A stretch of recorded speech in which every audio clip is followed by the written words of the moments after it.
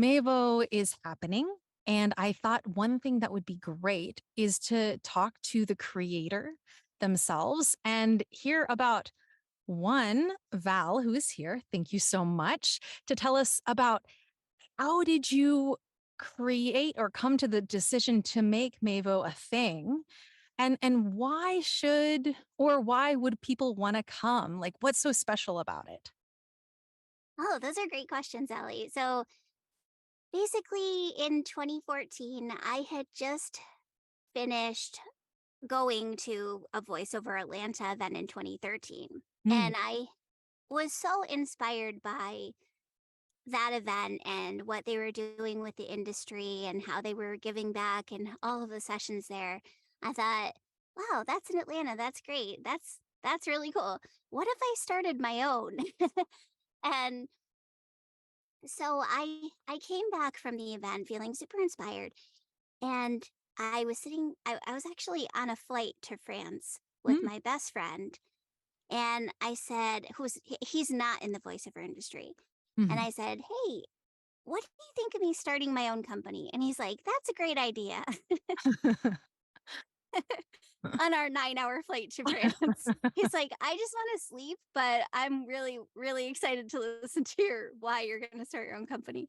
So, because that's just the kind of person I am, I'm like, let me, let me just do something different, you know? Mhm, And mhm, so I really thought, okay, I live in Virginia and we have so many voice actors in Virginia, Maryland, DC, North Carolina, all the, mid Atlantic kind of states. And we had really not any events in this area that I knew of, at least. Any networking opportunities or meetup groups or anything like that, again, that I knew of at the time. mhm. So I came home from that trip after thinking a lot about it. And that was in, I think that was in February. And then when I came back, I thought about it and processed the idea and thought and thought and thought about a name for the company.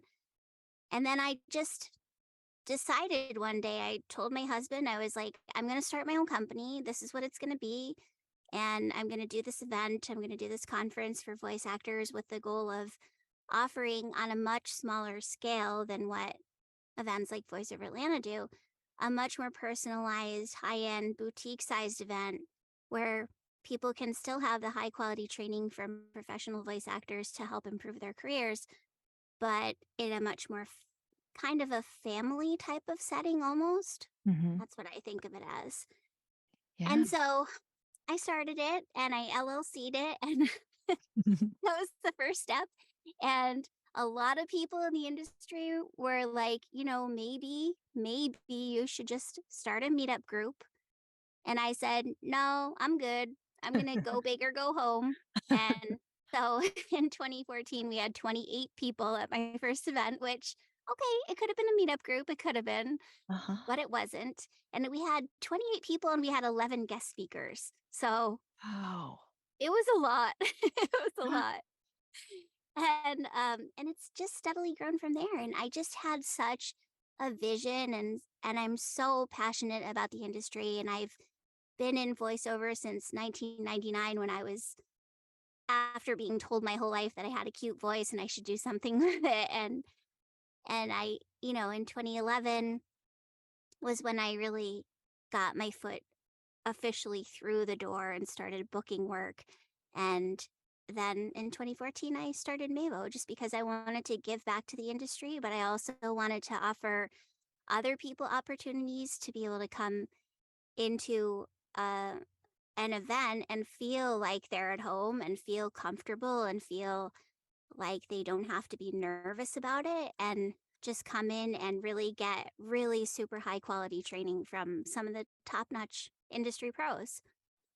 And so that's what I did. And here we are. And this is our eighth event coming up in November, on November 10th through 12th this year.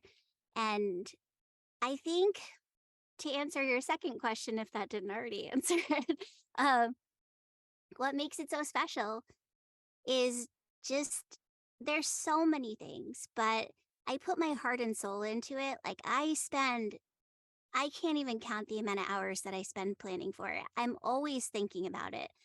My kids are probably so tired of listening to me talk about it. We'll go out to dinner and I'm like, hey, guess what about this guest speaker and da da da. And they're like, that's great, mom. That's great.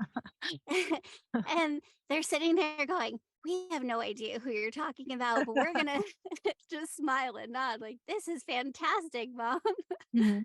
Mhm. And I think what makes it special is really the boutique size of it. I mean, that was something where when I kind of honed in on that and said, I don't want it to be an event with 800 people. That's not my goal, like ever. I don't ever want it to be 800 people.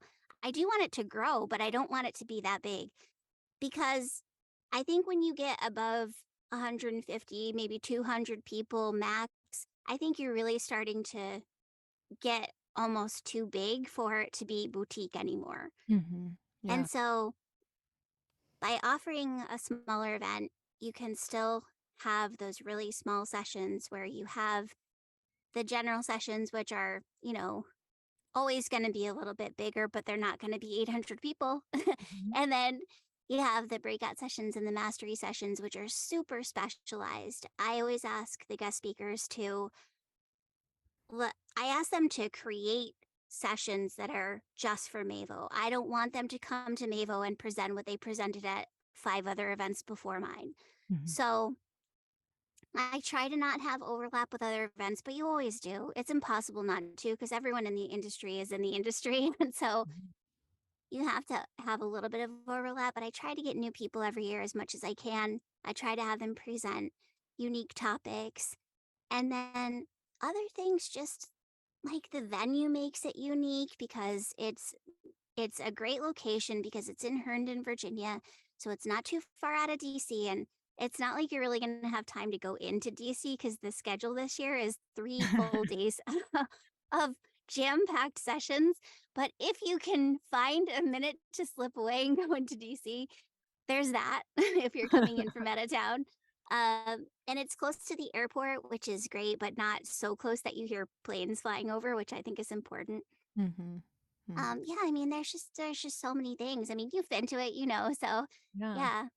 But Yeah, it is a very special thing to have that kind of intimacy where you really get to see about everybody there. And if you didn't speak to them, you probably will recognize them and they'll recognize you. It is a very sweet experience to walk away. And I love that you mentioned family because you do feel closer to people in the voiceover industry at the event. You really get to see everybody.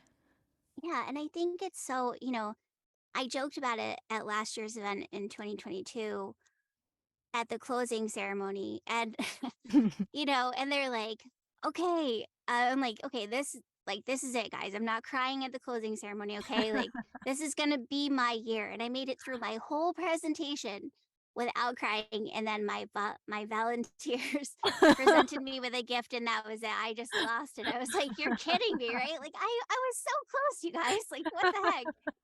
And, but it's a combination of things, Mhm. it's a combination of lack of sleep, a, a crazy amount of just the stress of running an event, and then also just the ability to hang out with people. Like, this is a big part of it. Hanging out with people that are doing what you love doing and they have so much in common with you and they can relate to everything you're saying, right? So Yeah. every conversation you have is like maybe you're talking to someone in a different genre of voiceover than you, but they get it. They understand the editing issues you might have and the whatever, and how to get into character and how to do all these different things. And so I think after 3 days of, spending all this time with these people, there's for me as the person who organizes it all, it's overwhelming. It just hits you at the end. Like, I got to spend 3 days with these awesome people and now it's over. And like, what am I going to do? Oh my gosh. So that's why it always hits me at the end. But I'll try. I'll try this year to push Oh, through and exit before anyone can say anything else. I'm not you bring crying in this a year. curtain or something. Yeah. A random wall comes across to hide you as that moment. Yeah. Um, I'll be like, Yes. I'm not crying, you're crying. Oh, well, Val, I have to admit, I have goosebumps listening to you talk about it. I know that sounds cliche, but I literally looked at my arms and I was like, oh my gosh, I feel so moved right now because it is such a passion project and there's so much love there. And yes, we all get to talk to each other. You get to talk to the people that presented, that you took a workshop with. Yeah, Yeah. you're so right. It's such a special place. It really is. And I think this year, I mean, I do actually say this every year, I but it's like, we have Serena Irwin as our keynote this year, Yeah. and she's one of the top-notch casting directors, and she was mentored by Andrea Romano. I mean, how can you ever top that? It's like, what? It's so crazy. Like just our keynote is so impressive, and then we have 22 other guest speakers that are equally as impressive, and so it's not like you're getting people that don't have any experience in the industry. You're getting all of these sessions with people that have been in the industry for, varying levels of experience that are offering these sessions, but still they're super pros. They know what they're doing. And so you're going to walk away from the event which is performance based, which also makes it really special. You're going into these mastery and breakout sessions and you're performing and you're getting feedback immediately. So you have the ability to take that knowledge that you learn and those skills that you learn and bring it right to the booth with you the Mhm. next day or that evening when you go to audition for something. And so yeah, it's really special. So, Val, if you would just do the honors of telling people how they can find out more and check out all the key teachers and buy tickets and all that information, what website do they go to? Of course. So they're going to go to midatlanticvo.com. So V is in Victor O.com. And all of the guest speakers and our sponsors are on there. NAVA, the National Association of Voice Actors, is sponsoring us. They're our platinum sponsor this year. And then we have J. Michael Collins and JMC Demos is one of our gold level sponsors, as well as Bear Cave Silent Booths. Hmm. And then we have some great people on board this year that are supporting our event. So it's really exciting. All the information is on our website. Like I said, it's www.midatlanticvo.com. And if you click on the logo at the top of the page, it'll bring you right to the Eventbrite page. And we'll be releasing the full schedule as well as the breakout and mastery sessions on August 1st. Oh, So exciting. That's so soon. I know. People register, go to the website, I check know, it and out. it's so important too because you have to have your general admission ticket before you can do any of the add-ons, which are optional. But if you're going to do any breakouts or mastery sessions, you've got to have a general session ticket first. Yeah, it's going to be great. And this year, I actually met with the event coordinator at the venue yesterday, Mhm. and she said, Val, you're so far ahead of where you were last year. She said, I don't think you presented the schedule until October last year to me. And I was like, October? That's so late. And she was like, you're way ahead of the game. I was like, ooh, I am way ahead of the game. That's awesome.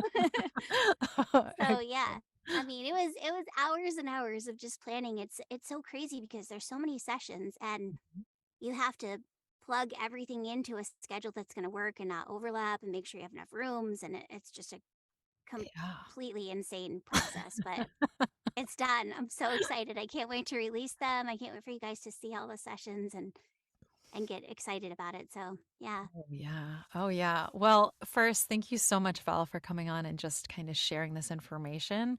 And I will see you at MAVO, and I hope our listeners to see a lot of you all as well. It's a small, amazing conference. So if you see me, speak to me. If you see Val, say hi. She might be running by, but make sure you send that love to her because I know you're always working. absolutely.